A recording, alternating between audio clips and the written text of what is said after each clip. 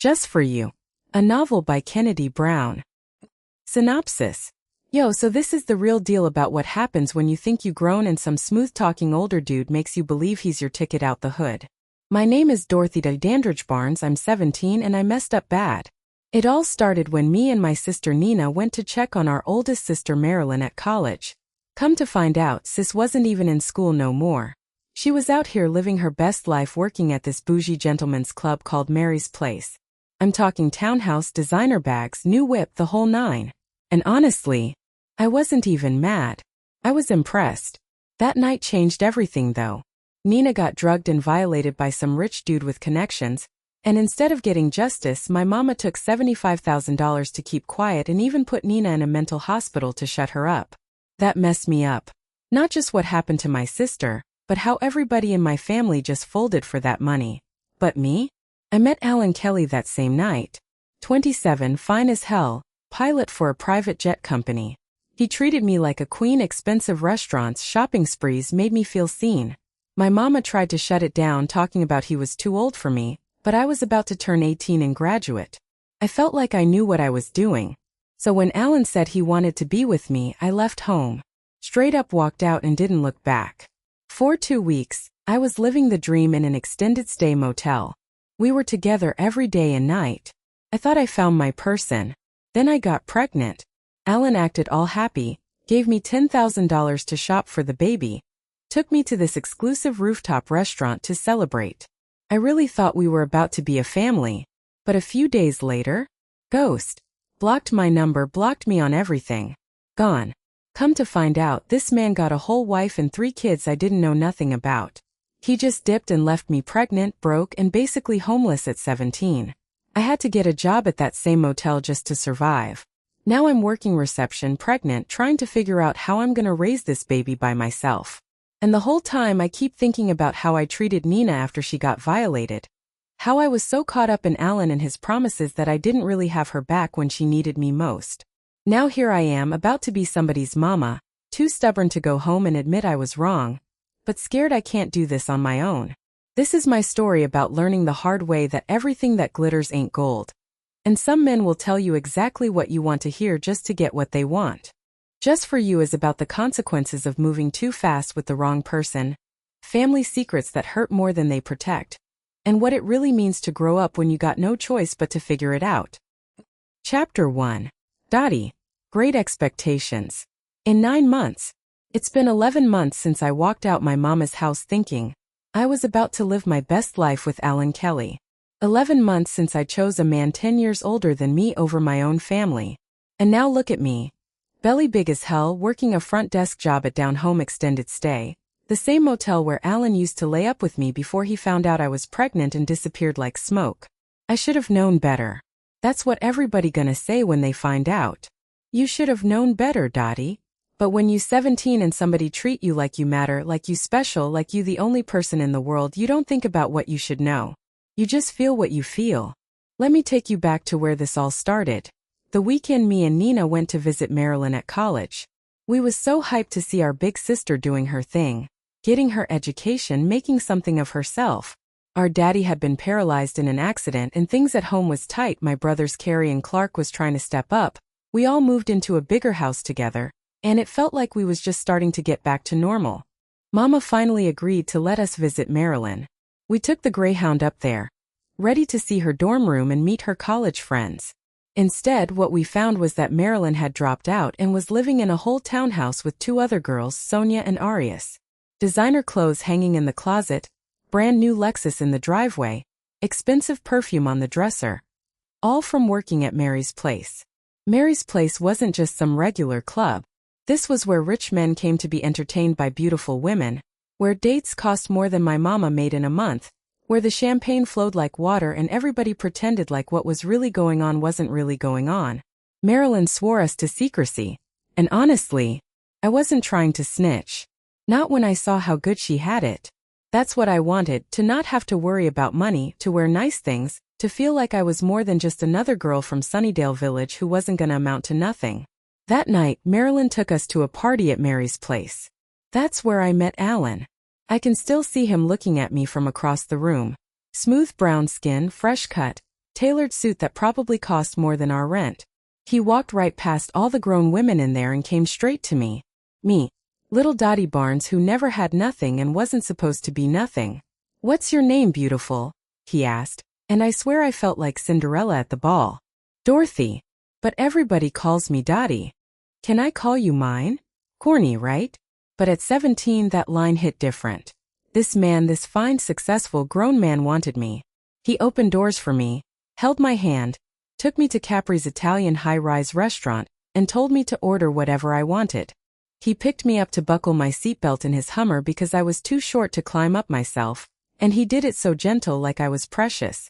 That night I gave him my number. I didn't tell Marilyn or Nina I left the party with him. I just said I was going to the bathroom and slipped out. We was only gone for a couple hours, but in that time, Alan made me feel like I was the center of his whole world. When we got back to Mary's place, everything had gone to hell. Nina had been drugged and violated by Runyon Nesbitt, some small-time music agent with money and connections. Arias had set her up with him even though all the other girls knew to stay away from him. But Nina was young and impressed by the money, and Runyon took advantage. The only reason it didn't turn into a whole police situation was because Runyon's father-in-law was Assistant Solicitor Denton Wayne Pearson. They kept everything quiet, paid my family $75,000, and made Nina sign papers saying she wouldn't press charges. My mama took that money, took it and made Nina promise not to tell Daddy who really hurt her. Then she put Nina in a mental institution for a month, told everybody she was getting help for her trauma. But really it was just to keep her quiet and out the way while everything got swept under the rug. I should have fought harder for my sister. I know that now. But at the time I was so mad. Mad at my mama for selling Nina's pain for money. Mad at Marilyn for bringing us into that world. Mad at Nina for not fighting back harder. And mad at myself for not being able to do nothing about it. The only good thing that came from that horrible weekend was Alan. He texted me every day after we got back home. Sent me pictures of places he wanted to take me, told me I was beautiful, said he couldn't stop thinking about me. When my mama found out about him and tried to forbid me from seeing him because he was too old, I felt like she was just trying to control my life like she controlled Nina's. I was about to graduate high school. I was about to be 18. I didn't need her permission. So when Alan said, "Come be with me," I went. I remember the day I left like it was yesterday. Mama was in the kitchen going on about rules and respect and my house, my rules. I looked her dead in the eye and said, "Then I won't be in your house no more." I called Alan, he pulled up in that Hummer, and I walked out with just a duffel bag and my pride. For 2 weeks I thought I had one. Alan put me up in this extended stay motel down home, extended stay, ironically enough the same place where I work now. We spent every day together. He took me shopping, bought me clothes, jewelry, made love to me like I was the only woman in the world. I felt alive. I felt free. I felt like I was finally living the life I deserved. Then I missed my period. I took 3 tests and all 3 came back positive. I was pregnant. 17, no high school diploma yet, no job, living in a motel, and pregnant. When I told Alan I was scared. Scared he would leave, scared he would be mad, scared everything would fall apart. But he surprised me. He smiled, picked me up, spun me around and said, "We're gonna be parents." He gave me $10,000 cash, crisp $100 bills, and told me to go shopping for maternity clothes and baby things. He took me to High Rise, this exclusive rooftop restaurant, to celebrate our family. I ordered the most expensive thing on the menu and didn't even feel guilty about it. This was my life now. This was the life Alan was giving me and our baby. 3 days later his number was disconnected. I thought it was a mistake at first. Called from the motel phone straight to voicemail. Checked his social media, blocked. Every single account. Instagram, Facebook, Snapchat, blocked. I went to the airport where he worked. Security wouldn't let me past the gate. I asked them to call Alan Kelly, and they looked at me like I was crazy. Said they couldn't give out employee information. That's when one of the cleaning ladies at the motel, Renee, sat me down and told me the truth. Alan was married. Had been married for 6 years. Had 3 kids, 2 boys and a girl. His wife's name was Yvonne, and they lived in a nice house in the suburbs with a white picket fence and everything. I was the side chick. The secret. The girl he kept blocked from his real life so his real family wouldn't find out. And now I was pregnant with his baby, with $10,000 that was supposed to last me and a child for 18 years, living in a motel room that was paid up for one more week. Renee helped me get the receptionist job at Down Home Extended Stay. Said the manager owed her a favor. It don't pay much, but it's enough to keep a roof over my head and food in my stomach. The other girls who work here, housekeeping, front desk, the cook, they became my family. They threw me a little baby shower, helped me set up the crib in my room, taught me about WIC and Medicaid and all the resources I was gonna need. But every night when I lay down in that bed with my hand on my belly, feeling my baby kick, I think about the choices I made. I think about how I disrespected my mama, how I wasn't there for Nina when she needed me most, how I walked away from my family for a man who was never really mine in the first place. I'm too stubborn to go home, too proud to admit I was wrong. But I'm also scared. Scared I can't do this alone. Scared I'm gonna mess up this baby the way I feel like I messed up my own life. My name is Dorothy Dandridge Barnes. I'm 17 years old, 8 months pregnant, and about to be somebody's mama. And this is the story of how I learned that just because somebody says something is just for you, don't mean it's really yours to keep. Ellen, you got your troubles, I've got mine. Had I known showing a young girl the finer things in life would end up with her trapping me with a baby, I guess I should have told her from the start that I'm married with children. But truth be told, Dottie was only supposed to be a one-night stand. When she decided to run away from home, I thought she'd get homesick and want to go back. But I wound up having to put her up in an extended stay. I had to lie to my wife, Trini. I told her I had to go out of town on business. I even faked it by having Trini and our 2 youngest children, Brisher and Aaliyah, drop me off at the airport. As soon as I kissed them all goodbye and promised to bring gifts after they left, clean out of sight, I rented a car and drove to Greenville to stay with Dottie. Hell, I would still go to work and come back to the extended stay with Dottie. It was great at first. But by the second week, I found out that all those days I would pick her up from the Tri-City Community College campus and sweep her off her feet would result in her getting pregnant. And the way her eyes lit up whenever I pulled out my black card to buy her expensive clothing, or took her out of town to Columbia for secluded dinners, I was only trying to flex to impress her at first. But I couldn't afford to wine and dine her much longer. I was taking money from my household with my wife and kids, the kids I wanted, the only kids I wanted. Trini would tear my heart out and throw it into the furnace if she found out about Dottie. And I was gonna make damn sure Trini didn't find out. See, I'll admit Dottie's not the first woman I cheated on Trini with, but the others knew the score. Dottie was young, so she had stars in her eyes about carrying my baby. I pretended to be happy, but I sat there with a fakest Joker smile. Wait till they get a load of me. But I was secretly trying to find a way to trip her as she was taking a shower, or as she goes down the stairwell. But I thought of something else. I gave her $10,000 cash. I told her it was for her and the baby. I honestly thought she'd die with glee when I gave her that crisp, fresh cash. Her eyes got so damn big. She looked like Liza Minnelli.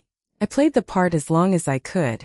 But Yvonne Katrina Trini Kelly is my wife, and she doesn't play. So I knew what I had to do.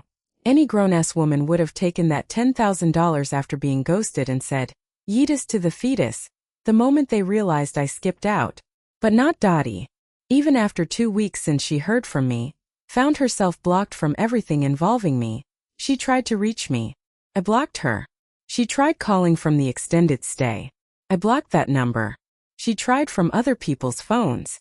Once I realized who they were calling for, I'd ask them to hold on, then hang up and promptly block the number. The airport manager, my boy Zealand, called to let me know a young girl called and came by looking for Alan Kelly. But my pilot profile and credentials have me listed as Stephen A. Kelly.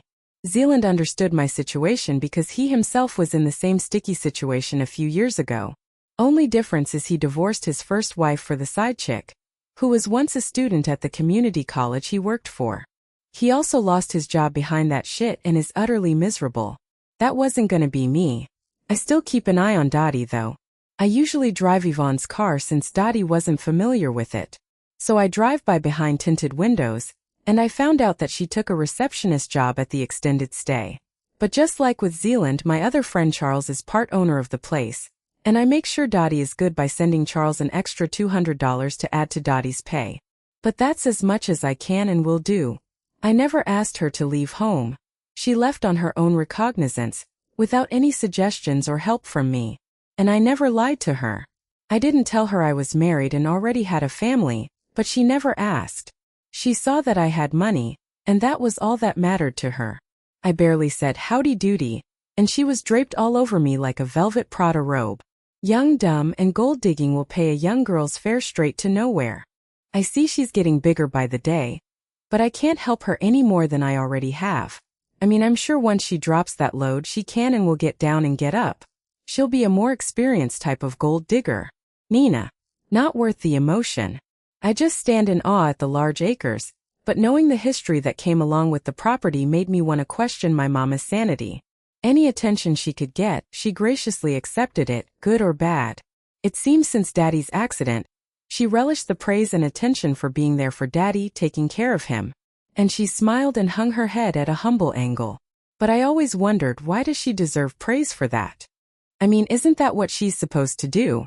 In sickness and in health. She gets no medals from me. I mean, she's good to Daddy, but she doesn't do it alone. My two older brothers, Carrie and Clark, make sure Daddy gets to and from therapy, keep him shaved, showered, and smooth, as Daddy puts it. Marilyn, Dottie, and myself have always been Daddy's girls. And our two brothers have a great relationship with Daddy, but they're Mama's boys. They adore Mama, and to her they can do no wrong. Even when they do wrong, especially by some girl they're dating, it's always the girl's fault, although Mama knows her sons are gigolos from side to side. But I can say this about them. When Daddy had his accident, they both dipped into their 401 Burmese chots and moved us into a bigger house. We occupied the bottom, and they had the top portion renovated into 2 one-bedroom apartments for their privacy. But after the events that happened at Mary's place, or should I say when I hooked up with Runyon Nesbitt there, brother was fine. I mean Idris Denzel Brian J. White Morris Chestnut fine with a Chris Brown swag. And he had the bank account to match it. How do I know this? I paired my phone to his unbeknownst to him. When he used his phone to pay for the 2 dinners from Wingstop, I could see the balance showing on the black card. I won't divulge, but let's just say I knew I met with the right guy. I mean, I was a bit hesitant when he admitted that he has a wife and kids, but told me that if I played my part and stayed in my lane, I would never have anything to worry about. I agreed. And just like that, we stopped at an ATM. He withdrew $2,000 and he handed it to me. I knew I was in there. Never would I have thought I was within minutes from getting attacked and beaten. I mean beaten badly, and dumped in the parking lot at Mary's place. Luckily Arias had known who I left the club with. One of Mary's patrons was Judge Timothy Talley. He instructed Marilyn and Dottie, who just walked up out of nowhere, to get me downstairs to this lady named Josie. I was in pain, but I was glad that Dottie was okay. I had seen her sneak off with a smooth wolf in sheep's clothing, secretly married vibe. But accentuating the positive, eliminating the negative, and not messing with Mr. In-Between, the guy was handsome. And I saw him lift her up into a badass battleship gray Hummer. I was sure she had struck pure gold. Marilyn had no choice but to call our parents. Mom's mother, Grandma Sanji, stayed with Daddy, while Mama and my brothers came to see about me. I was prepared to give them my version of what happened. Scared, I fully intended to leave Runyon's name out of it as my abuser and sexual assaulter. I was gonna say I stepped outside and a guy started a conversation and turned very aggressive. But Runyon and a man, whom I found out was Denton Wayne Pearson, Runyon's father-in-law and assistant solicitor, showed up. And before I knew it, while my brothers were out looking for the car I falsely described, Runyon's father-in-law took my mother to the side and paid her a cool, crisp $75,000 for me not to implicate Runyon in the attack. It could and would be a scandal to Denton's platform, and if his daughter found out what happened, it would look bad on Runyon, who worked closely with his father-in-law. Just as long as I kept quiet, the money was ours. No questions asked. I watched Mama's eyes light up when she saw that stack. 75 bands. And just like that, my pain had a price tag. My trauma got sold to the highest bidder, and Mama was the auctioneer. Carrie and Clark came back empty-handed, talking about they couldn't find the car I described. Of course they couldn't, I lied about it. But by then the deal was done. Mama had the money tucked in her purse, and Runyon and his father-in-law were ghost. The ride home was quiet. Mama kept looking back at me from the front seat, asking if I was okay. I just nodded. What else was I supposed to say? That she just traded my dignity for a down payment on a better life? When we got home, Mama told Daddy I got jumped outside the club. Said some random dudes tried to rob me. Daddy was heated, talking about calling the police, but Mama convinced him it was better to just let it go. Said the trauma was enough without dragging it out with investigations and court dates. A week later, Mama told me I needed to go somewhere to heal. She said it like it was a spa vacation, but really she was shipping me off to Pine Haven Behavioral Health Center, a mental institution about 2 hours away from home. It's just for a little while, baby, she said, packing my bags like we was going on a trip. You need time to process what happened. The doctors there will help you. Help me? Or help her keep me quiet. I stayed at Pine Haven for 32 days. Therapy sessions where I couldn't tell the truth about what really happened. Group meetings with other girls who actually had mental health issues while I sat there knowing I was only there to keep my mouth shut. Medication I didn't need but took anyway because it was easier than fighting. When I finally came home, Daddy hugged me tight and told me how proud he was that I was being so strong. Carrie and Clark treated me like I was fragile, like I might break if they said the wrong thing. And Mama? She smiled at me across the dinner table like everything was normal, like she hadn't sold me out for $75,000. But the worst part, the absolute worst part was seeing what Mama did with that money. She paid off some bills, put a new roof on the house, bought Daddy a better wheelchair, and she put the rest in a savings account for our future, she said. Blood money. That's what it was. And every time I saw Mama spend $1 of it, I felt sick. But I kept quiet, just like they paid me to. Daddy never understood why I got so distant after that trip. She was too caught up in her new man, too busy sneaking out to meet Alan, too in love with the fantasy he was selling her. And honestly, I was jealous.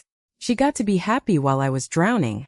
She got the romance while I got the assault and the payoff. I never told her the truth about Runyon or the money. What was the point? She wouldn't have understood anyway. She would have told me I should be grateful we got paid, that at least something good came out of it. But there's nothing good about being violated, and then having your own mama put a price on your pain. Now here we are, almost a year later. Dottie's pregnant and abandoned, Marilyn's still at Mary's place making her money, and I'm sitting in this big house that blood money paid for, trying to figure out who I am now. They say everything happens for a reason. They say what doesn't kill you makes you stronger. But nobody tells you what to do when your own family is the one who broke you. Nobody gives you a manual for how to forgive your mama for choosing money over justice. So I just exist. Go through the motions. Smile when I'm supposed to smile. And late at night, when everybody's asleep, I count the cost of my silence and wonder if $75,000 was really worth what it cost me. Chapter 2. Dottie. Reality check before welfare check. My water broke on a Tuesday. I was at the front desk, checking in an older white couple who kept asking if the room had a microwave, when I felt the warm gush between my legs. At first I thought I pissed myself, but then the cramping started, sharp and low like somebody was squeezing my insides with pliers. Oh shit, I whispered, gripping the counter. The woman looked at me with wide eyes. Honey, are you? My water just broke. I said it out loud and suddenly everything felt real. Too real. Renee came running from the back office, took one look at me and started barking orders. Keisha, call 911. Tanisha, get some towels. Dottie, baby, sit down before you fall down. But I couldn't sit. I couldn't move. All I could think was, I'm about to have this baby. Alone. In a motel. At 17. The ambulance came quick. The EMTs, a black woman with locks and a young Latino guy, loaded me onto the stretcher while Renee held my hand and told me everything was going to be okay. You want us to call your mama? She asked.